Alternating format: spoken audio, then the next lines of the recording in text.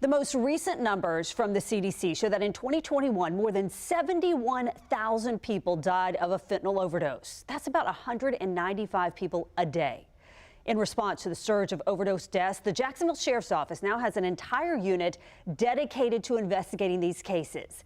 And the mission of the Overdose Squad is to get dealers off the streets and get justice for victims' families.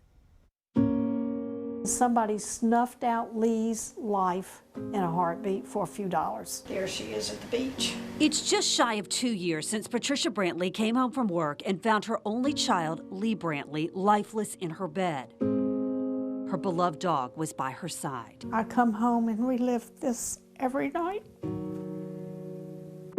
She later learned her 39-year-old daughter died of a fentanyl overdose. She had a heart of gold. I think a big injustice was done when somebody killed her.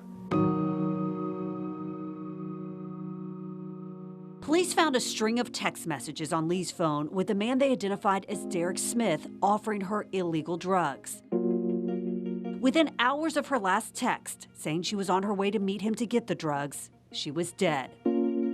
Smith was charged with manslaughter the following month. We have to target these individuals. Once again, that's feeding this poison to the citizens of this community. The numbers are staggering.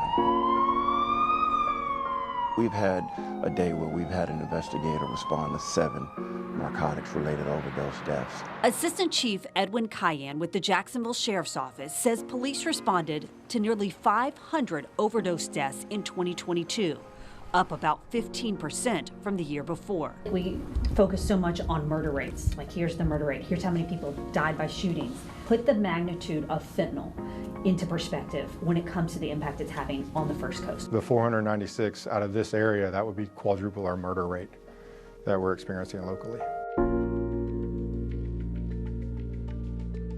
Instead of the overdose deaths being investigated by detectives in the homicide unit, they're now assigned to the Overdose Squad, whose mission is to get dealers like Smith off the streets. We're the reactive force for the overdose crisis that we're dealing with here locally. Sergeant Kenneth Lentz says it's one of the first such units in Florida. We have detectives on this unit who are undercover.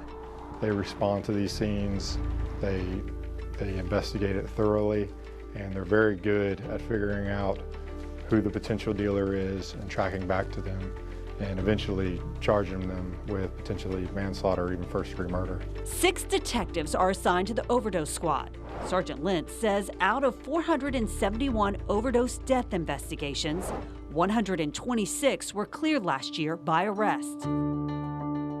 The detectives did a phenomenal job at being able to get out and make arrests and certainly save lives in doing that. And there's a lot of outside agencies that have reached out to us to understand what we're doing to make these cases best to take it to prosecution. And we have a state attorney's office, their support. They're phenomenal. We would not be able to do what we do without them. While the number of arrests is increasing, so is the number of deaths. And illicit fentanyl is driving that spike. Oh, in Jacksonville, it's a huge problem. Every dose of fentanyl is lethal.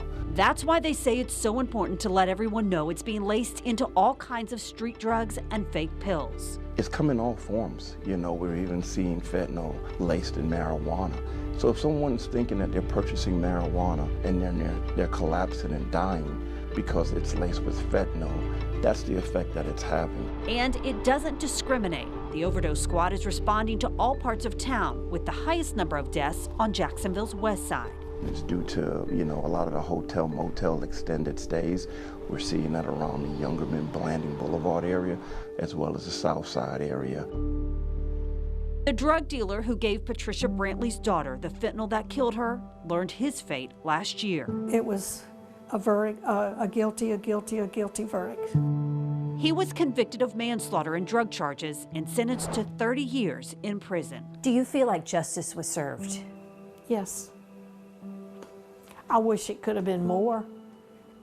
I was so relieved. I thought, where's all the jubilation?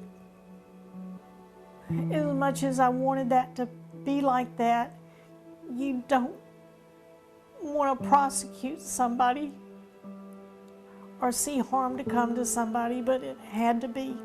He deserved what he got. and for the families still waiting for justice. When you look at the numbers, 471 death investigations that we're actually working, and you have 6 detectives, there's a lot of work that goes in. So be patient with us. We know it's out there, and we are targeting these individuals that continuously place this poison in our community.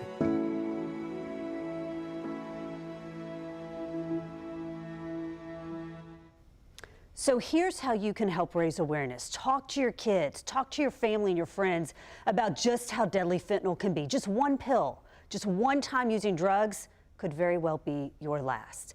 And if you or someone you know is struggling with addiction, it's important to know that help is available. You can call the number on your screen, 1-800-662-HELP, to be connected to resources near you.